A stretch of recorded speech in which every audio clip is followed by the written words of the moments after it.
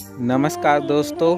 आज हम आप लोगों के बीच एक बहुत ही प्यारी सी कहानी लेकर एक बार फिर उपस्थित हुए हैं और आप लोग ये कहानी समय निकाल कर ज़रूर सुनिएगा और अपने मित्रों तक भी ये कहानी ज़रूर पहुंचाइएगा। तो बढ़ते हैं इस कहानी की ओर। बहुत समय पहले एक राजा था जो खुद के बारे में सोचता था कि वह बहुत ही नेक सोच, दयालु स्वभाव और दरिया दिली है। उसे लगता था कि वह स्थितियों को सही से समझने, हर बात पर न्याय करने और हर विषय में उचित विचार रखने वाला व्यक्ति है। राजा की 3 बेटियां थीं। एक दिन उसने अपनी बेटियों को बुलाकर कहा, मेरे पास जो भी है वो सब तुम्हारा है। तुम तीनों को मुझसे ही जीवन मिला है। मेरी इच्छा अनुसार ही तुम तीनों का भूत, वर्तमान और भविष्य बना हुआ है, जो आगे भी ऐसे ही बना रहेगा। मैं ही तुम तीनों का भाग्य बनाता हूँ।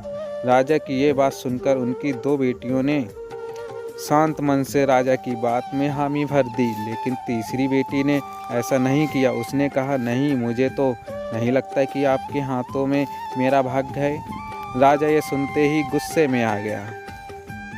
उसने अपनी तीसरी बेटी की कही बातों को एक चुनौती के रूप में स्वीकार किया। उसने खुद को अपनी तीसरी बेटी के सामने सही साबित करने की ठान ली और उसने जेल में बंदी बना दिया। इस वजह से राजा की तीसरी बेटी कई सालों तक जेल में ही बंद रही। राजा और उसकी बाकी की बेटियां राजस्वी जीवन जीते रहे। राजा मन ही मन सोचता है कि ये मेरा ही हुक्म है जो मेरी जिद बेटी जेल में कैद है। लोगों को भी यही लग रहा है कि राजा का ही हुक्म है जो उसकी बेटी को ऐसा भाग्य मिला। उसकी प्रजा के लोग भी यही सोचते थे।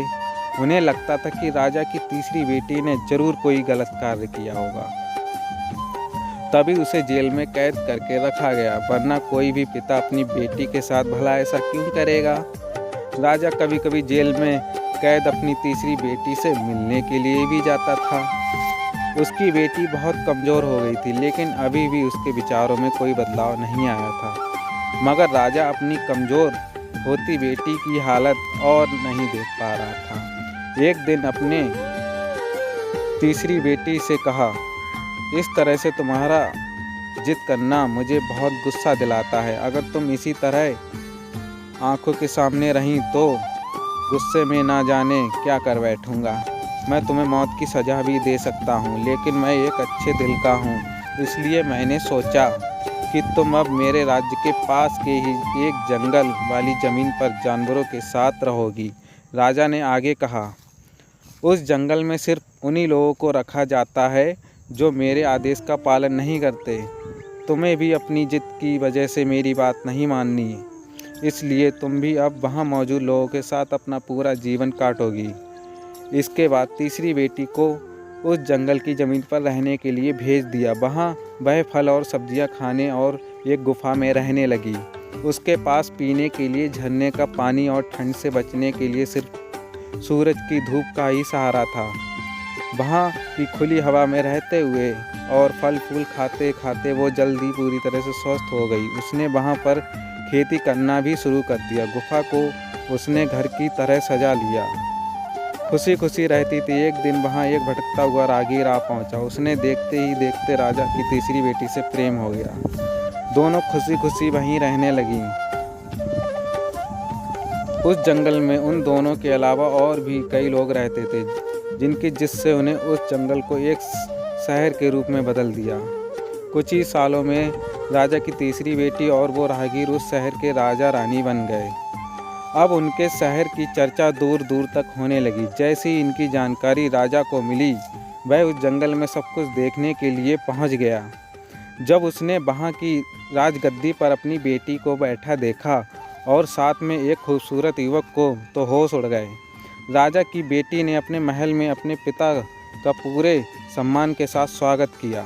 उसने अपने पिता के उसके बुरे बर्ताव व फैसले के लिए भी कुछ नहीं कहा। जैसे ही राजा वहां बैठा तो उसे एक आवाज़ सुनाई देने लगी, जो कह रही थी कि हर इंसान स्वयं ही अपना भाग्य बनाता है, कोई अन्य इंसान किसी और का भाग्य नहीं बना सकता। इसके बाद राजा को स्वयं ही अपनी गलती पर पछतावा होने लगा और उसने अपनी सभी बेटियों को अपने भाग्य से आज़ाद कर दिया उसने अपनी तीनों बेटियों से कहा, भले ही तुम तीनों का भाग्य मेरे हाथों में है, लेकिन हर व्यक्ति खुद ही परिस्थितियों के अनुसार अपना भाग्य अच्छा व बुरा बना सकता है। कहानी से सीख। दोस्तों, राजा और उसकी 3 बेटियों की कहानी हमें ये सीख देती है कि कोई भी व्यक्ति किसी का भाग्य बना या बिगाड़ नहीं सकता। हमारा भाग्य स्वयं हमारे हाथ में ही होता है, जिसे हम अपनी सूझबूझ से बुरी परिस्थितियों में भी अच्छा बना सकते हैं।